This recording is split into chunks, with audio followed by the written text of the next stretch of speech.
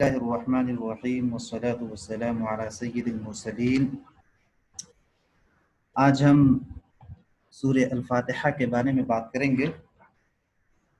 سب سے پہلے میں سورہ فاتحہ کے بارے میں بات کروں گا، اس کے بعد انشاءاللہ اس کا ترجمہ اور اس کے ذریعے جو اسباق ہم کو ملیں گے اس پر تذکرہ ہوگا۔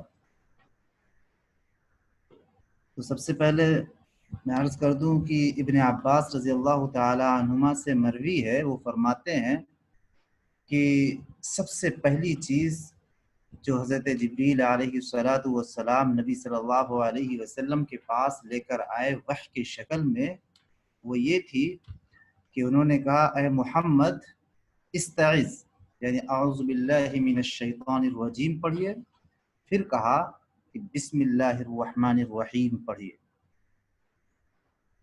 ابن عباس رضی اللہ تعالی عنہما سے مروی ہے، وہ فرماتے ہیں کہ رسول اللہ صلی اللہ علیہ وسلم سورت کا اختتام تب تک نہیں جانتے تھے جب تک کہ بسم اللہ الرحمن الرحیم نازل نہ ہو جائے، یعنی سورتوں کے درمیان تفریق کرنے والی چیز، فرق کرنے والی چیز وہ بسم اللہ الرحمن الرحیم ہوا کرتی تھی۔ ابن عمر رضی اللہ تعالی عنہما فرماتے ہیں کہ بسم اللہ الرحمن الرحیم ہر سورت میں وہ نازل ہوئی ہے۔ سورہ فاتحہ کے بارے میں ہے کہ جمہور کے نزدیک یہ سورہ فاتحہ مکی صورت ہے، اور یہ پہلی صورت ہے جو مکمل طور پر نازل ہوئی ہے، یعنی کہ اس سے پہلے 3 آیت 4 آیت اس طریقے سے نازل ہوتی تھی، لیکن مکمل صورت نازل ہونے والوں میں یہ سب سے پہلی صورت ہے۔ ابن میسرہ سے روایت ہے کہ رسول اللہ صلی اللہ علیہ وسلم جب کبھی باہر نکلتے تھے تو آپ صلی اللہ علیہ وسلم کو کوئی پکارنے والا پکارتا تھا کہ اے محمد، تو جب آپ صلی اللہ علیہ وسلم یہ آواز سنتے تو تیزی کے ساتھ گھر میں بھاگ جاتے تھے، گھر کی طرف بھاگ جاتے تھے۔ تو جب یہ بات ورقہ بن نوفل کو پتہ چلی تو انہوں نے آپ صلی اللہ علیہ وسلم سے کہا کہ جب آپ اس طرح کی آواز سنا کریں تو ثابت قدم رہا کریں، یہاں تک کہ کہنے والا اپنی بات کہہ دے اور آپ اس کو سن لیں۔ تو آپ صلی اللہ علیہ وسلم ایک بار باہر نکلے اور آواز سنی کہ اے محمد، تو آپ صلی اللہ علیہ وسلم نے جواب دیا لبیک، میں حاضر ہوں۔ تو حضرت جبریل نے عرض کیا کہیے، پڑھیے اشہد ان لا الہ الا اللہ واشہد ان محمد رسول اللہ۔ تو آپ صلی اللہ علیہ وسلم نے یہ پڑھا، پھر جبریل علیہ السلام نے کہا کہ پڑھیے بسم اللہ الرحمن الرحیم الحمد للہ رب العالمین۔ تو اس طریقے سے یہ سورت نازل ہوئی۔ اب آئیے ہم اس کا ترجمہ کرتے ہیں۔ بسم اللہ الرحمن الرحیم، شروع کرتا ہوں اللہ کے نام سے جو بہت زیادہ رحم کرنے والا اور ہمیشہ ہمیش رحم کرنے والا ہے۔ بس با اس میں ایک پریپوزیشن ہے، لیکن اس کا اصل ہے اسم۔ اسم مطلب نام اور صفت دونوں چیزیں ہیں، اور اللہ یہ جو سب سے بڑی طاقت ہے اس دنیا میں اور تمام جہان میں، اس کا نام اللہ ہے۔ رب کہتے ہیں جو پالنہار ہو، جو پرورش کرنے والا ہو، جو سب کو رزق دینے والا ہو، اس کو رب کہتے ہیں۔ العالمین کہتے ہیں تمام جہان، تمام دنیا۔ دنیا تو ویسے ایک ہے تو اس کی جمع نہیں لانے کی ضرورت ہے، لیکن یہ پاسبل ہے کہ اس کے علاوہ اور بہت ساری دنیا ہوں، یا ایمفیسائز کرنے کے لیے کہ ہر مخلوق کی ایک الگ دنیا ہوتی ہے، جیسے انسانوں کی، جانوروں کی، جناتوں کی، اور تمام طرح کے حیوش اور طیور کی، یعنی پرندے اور جانور وغیرہ کی۔ تو یہ تمام طرح کے جو مخلوقیں ہیں، مخلوقات ہیں، ان سب کا جو ہے اللہ تعالی مالک ہے اور رب ہے۔ الحمدللہ رب العالمین، تمام تعریف اور تمام طرح کا شکر صرف اور صرف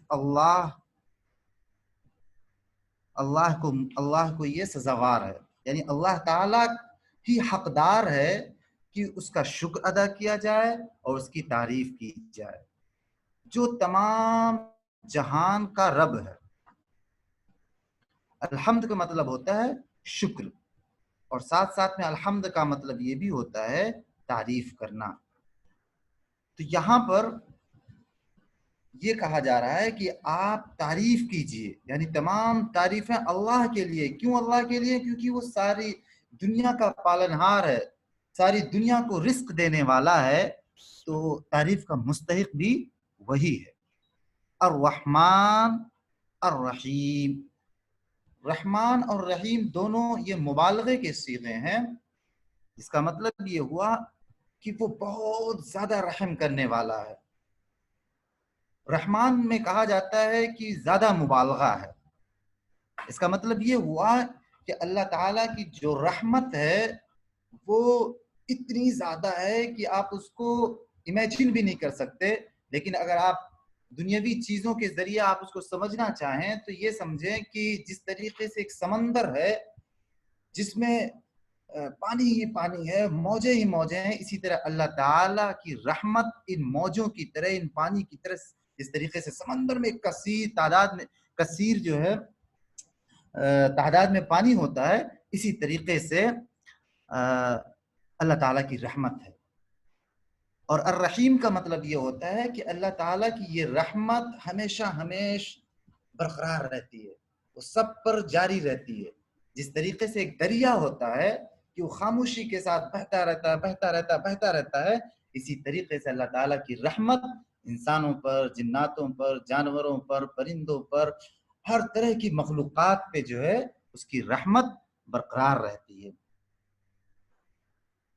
ویسے رحمت کہتے ہیں کسے ہیں؟ رحمت کہتے ہیں کہ آفات سے چھٹکارا دینا، اور جو حاجت مند ہو، جو ضرورت ہو، اس کی ضرورتوں کو پوری کرنا، یہ رحمت کہلاتا ہے۔ مالک یوم الدین، مالک مطلب ہوتا ہے حاکم، رولر، بادشاہ۔ یوم کا مطلب دن، الدین کا مطلب جزا اور سزا، یعنی جزا اور سزا کے دن کا مالک ہے، یعنی قیامت کے دن اسی کی بادشاہت ہوگی۔ قرآن کریم میں آتا ہے کہ وہ پوچھے گا کہ آج کے دن کس کی بادشاہت ہے، کس کی چلے گی؟ تو خود جواب دیتا ہے کہ آج صرف اور صرف اللہ تعالیٰ کی چلے گی، وہی ہر چیز کا فیصلہ کرے گا، اس کے فیصلے پر کوئی شخص انفلوئنس نہیں کر سکتا ہے۔ ایاک نعبد و ایاک نستعین، ایاک کا مطلب تجھے ہی، تیری ہی، نعبد عبادت کرتے ہیں، تیری ہی عبادت کرتے ہیں، وَإِيَّاكَ نَسْتَعِينَ، اور تجھ سے ہی مدد طلب کرتے ہیں۔ یہاں پر نعبدو عبادت کرنا، عبادت کرنا کسے کہتے ہیں؟ عبادت کرنا اسے کہتے ہیں کہ جو بھی چیز، جس بھی چیز کا حکم دیا ہے اللہ تعالیٰ نے، وہ کرنا عبادت کہلاتا ہے۔ نماز پڑھنے کو کہا، نماز پڑھنا عبادت، روزہ رکھنے کو کہا، روزہ رکھنا عبادت، زکوٰۃ دینے کو کہا، زکوٰۃ دینا عبادت، اسی طریقے سے بھلائی کرنے کے لیے کہا، بھلائی کریں گے تو عبادت، گناہوں سے بچیں گے وہ بھی عبادت۔ نستعین یعنی ہم تجھی سے مدد طلب کرتے ہیں۔ کیوں تجھی سے مدد طلب کرتے ہیں؟ اس لیے کہ تیرے سوا کوئی اور نہیں ہے اس دنیا میں جو حقیقی معنوں میں مدد کرنے والا ہو، کیونکہ تو ہی سب کا پالنہار ہے، تو ہی سب کو جلانے اور کھلانے والا ہے، تو ہم تجھی سے مدد طلب کرتے ہیں۔ اہدنا الصراط المستقیم، ہمیں سیدھے راستے کی ہدایت دے۔ ہدایتی مطلب ہدایت دینا ہوتا ہے۔ اور الصراط المستقیم، صراط کہتے ہیں راستے کو، مستقیم کہتے ہیں سیدھے راستے، سیدھے کو، یعنی ہمیں سیدھے راستے کی ہدایت دے۔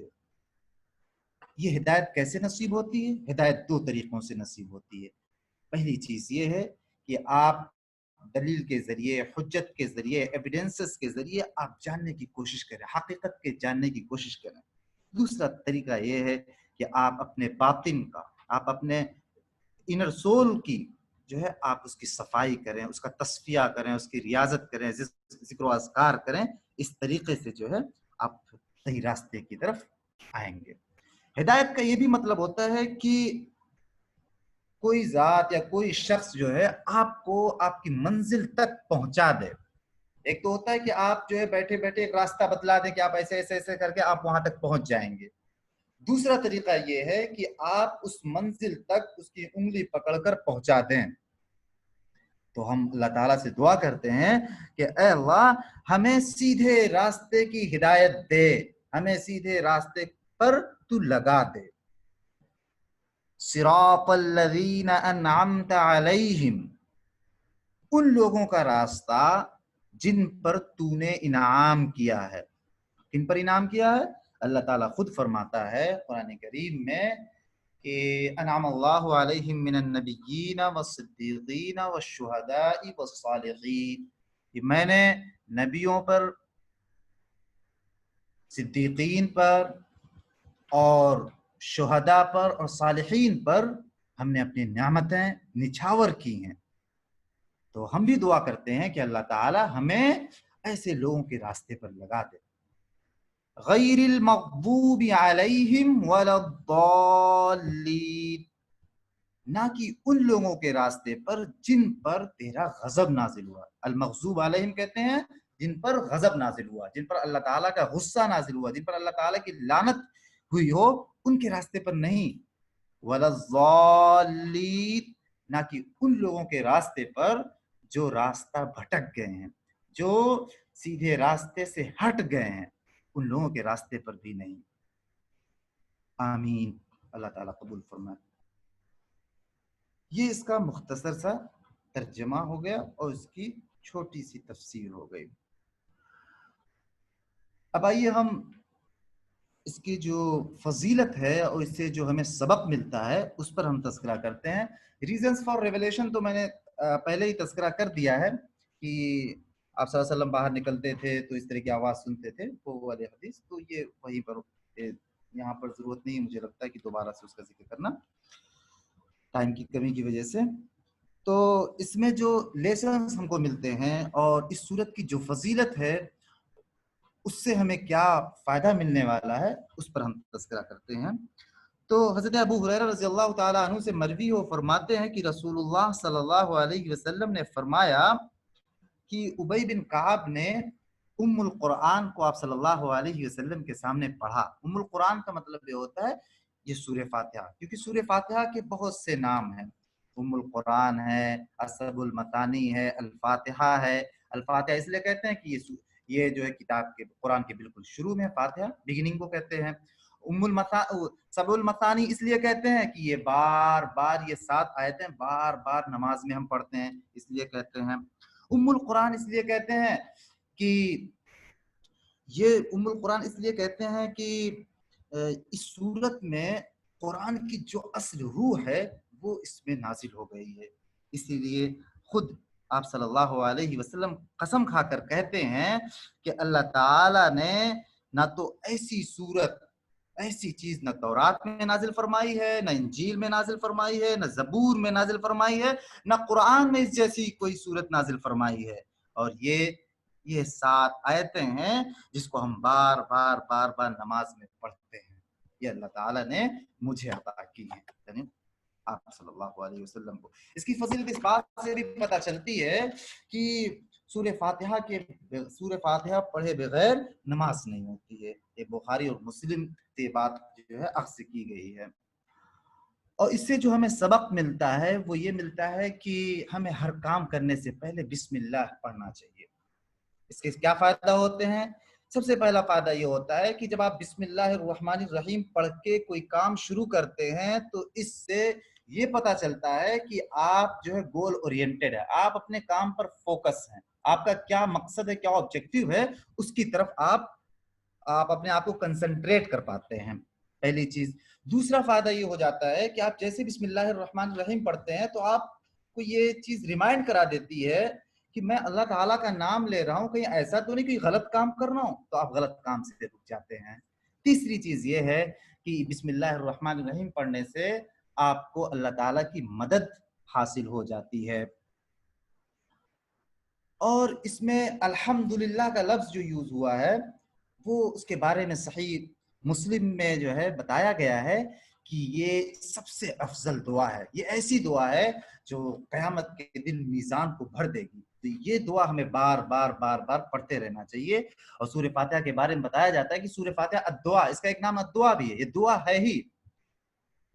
اچھا، ایک چیز اور جو ہمیں اس سے سیکھنے کو ملتی ہے وہ یہ کہ دعا کا ادب. دعا کا ادب کس طریقے سے ہونا چاہیے کہ سب سے پہلے ہمیں اللہ کی حمد و ثنا بیان کرنی چاہیے، پھر اپنی ضروریات بیان کرنی چاہیے. جس طریقے سے اس سورت کو ہم پڑھیں گے تو سب سے پہلے ہم اللہ تعالیٰ کی حمد و ثنا تین آیتوں میں، 3 3.5 آیتوں میں ہم جو ہے اللہ تعالیٰ کی حمد و ثنا بیان کرتے ہیں، اس کے بعد ہم اپنی ضروریات کا مطالبہ کرتے ہیں. تو یہ اس سے ہم سیکھ سکتے ہیں اس سورت کے ذریعے سے. جی ابھی ایک کوشچن آیا تھا، میں نے چیٹ میں دیکھا تھا، تو اس میں پوچھا گیا تھا سورت کب نازل ہوئی. اس سورت کے بارے میں کہا جاتا ہے کہ یہ مکے میں نازل ہوئی اور شروعاتی زمانے میں، یعنی کہ جب آپ صلی اللہ علیہ وسلم کو نبوت ملی، نبوت کے شروعاتی ہی دور میں آپ صلی اللہ علیہ وسلم پر یہ سورت نازل ہوئی تھی. صدق اللہ العلی العظیم.